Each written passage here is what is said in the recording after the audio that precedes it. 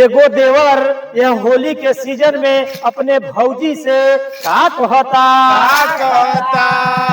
ए भौजी आई जाना यारवा, भौजी आई जाना यारवा,